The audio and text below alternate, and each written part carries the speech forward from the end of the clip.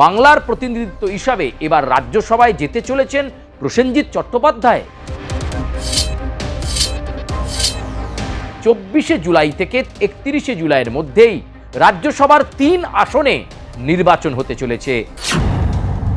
প্রসেনজিৎ চট্টোপাধ্যায়ের সঙ্গে অমিত শাহের সাক্ষাৎ অনেক কিছু জল্পনায় বহন করে বেড়াচ্ছে। এবার রাজ্যসভায় বাংলার বিখ্যাত চলচ্চিত্র অভিনেতা, জল্পনা তো অন্তত তেমনটাই রয়েছে, আর সেই জল্পনা আরও বাড়িয়ে দিলেন কেন্দ্রীয় স্বরাষ্ট্রমন্ত্রী অমিত শাহ। এসেছিলেন অন্য এক পারপাসে, এসেছিলেন শ্যামাপ্রসাদ মুখোপাধ্যায়ের জন্মদিবসে কলকাতায় একাধিক কর্মসূচিতে। ইকো পার্কে 125 ফুটের মূর্তি হচ্ছে শ্যামাপ্রসাদ মুখোপাধ্যায়, তার শিলান্যাস করলেন। চলে গেলেন মিলনমেলা প্রাঙ্গণে, সেখানেও একাধিক কর্মসূচি ছিল শ্যামাপ্রসাদ মুখোপাধ্যায়কে সামনে রেখে। তবে এরই ফাঁকে তিনি পৌঁছে গেলেন বাংলা চলচ্চিত্র একসময় দাপিয়ে বেরিয়েছেন তিনি, নিজেই একটা ইন্ডাস্ট্রি বলা যেতে পারে। টলিপাড়ায় সকলের কাছে তিনি প্রিয় বুম্বাদা। ঠিক ধরেছেন, প্রসেনজিৎ চট্টোপাধ্যায়ের সঙ্গে সাক্ষাৎ করলেন কেন্দ্রীয় স্বরাষ্ট্রমন্ত্রী অমিত শাহ।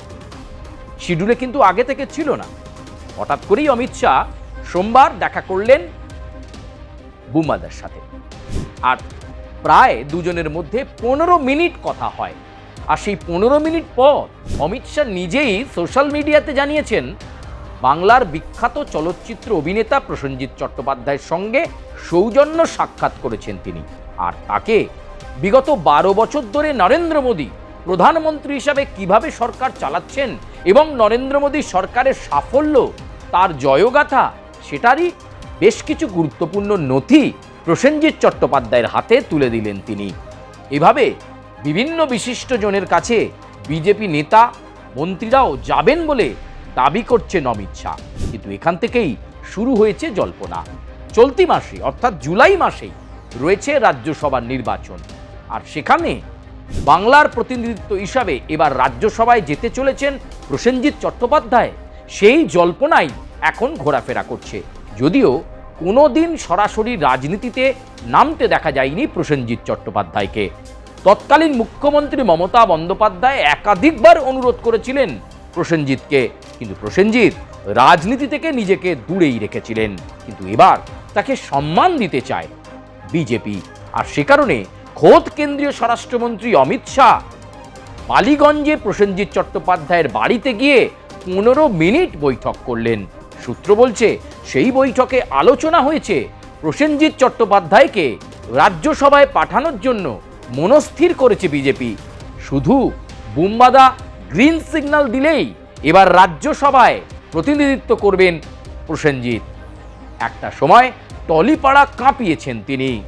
সেই প্রসেনজিৎ চট্টোপাধ্যায়কে এবার এক আলাদা সাম্মানিক পদ, এই রাজ্যসভার পদ দিতে চাইছে বিজেপি, আর সে কারণেই কেন্দ্রীয় স্বরাষ্ট্রমন্ত্রী অমিত শাহের সঙ্গে প্রসেনজিৎ চট্টোপাধ্যায়ের 15 মিনিটের বৈঠক। তবে বিষয়টা আরও পরিষ্কার হওয়া যাবে আর মাত্র 7-8টা দিন পর। সবকিছু ঠিকঠাক থাকলে 24শে জুলাই থেকে 31শে জুলাইয়ের মধ্যেই রাজ্যসভার 3 আসনে নির্বাচন হতে চলেছে, আর সেই নির্বাচনে উঠে আসবে রাজ্যসভার সাংসদরা। সেখানে প্রসেনজিৎ চট্টোপাধ্যায়কে নমিনেশন দিয়ে বিজেপি জায়গাটা যেটা তৈরি করতে চাইছে, যাতে তার বিরুদ্ধে আর কোনো দাঁড়ানোর প্রার্থী না কেউ থাকে, তাহলে অনায়াসেই রাজ্যসভার সাংসদ হবেন প্রিয় বুম্বাদা। আর সেই চেষ্টাতেই মরিয়া এখন কেন্দ্রীয় স্বরাষ্ট্রমন্ত্রী অমিত শাহ থেকে শুরু করে বঙ্গ বিজেপি। অনেকেই বলছেন প্রসেনজিৎ চট্টোপাধ্যায়ের মতো লোক দিল্লিতে রাজ্যসভায় গেলে তার কাছ থেকে অনেক কিছু তথ্য পাওয়া যাবে, আর তার মুখ থেকে অনেক কিছু বাংলা সম্পর্কে জানা যাবে, আর যেটা শুনে কাজে এগোতে পারবে বিজেপি।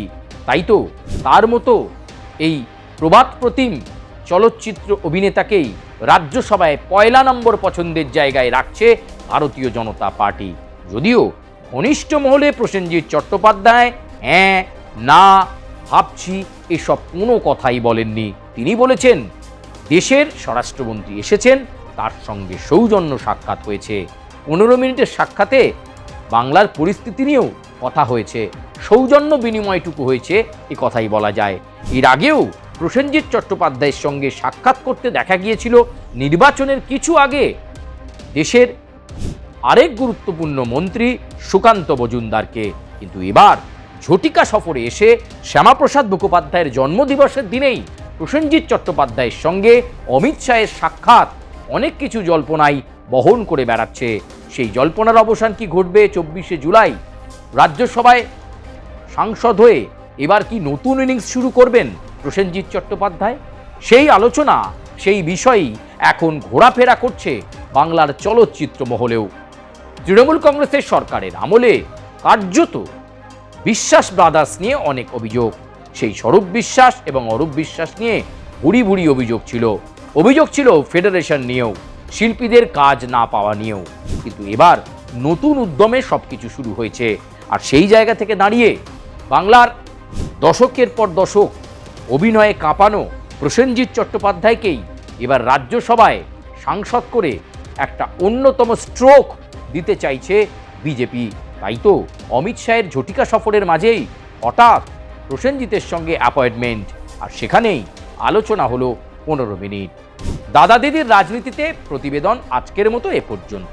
তবে আপনারা কি মনে করছেন, বুম্বাদা কি এবার রাজ্যসভার সাংসদ হবেন, নাকি চিরাচরিতভাবে যেভাবে রাজনীতি থেকে তিনি নিজেকে দূরে রেখে অভিনয়ে বারবার মনোনিবেশ করেছেন সেদিকেই মনোনিবেশ করবেন প্রসেনজিৎ চট্টোপাধ্যায়?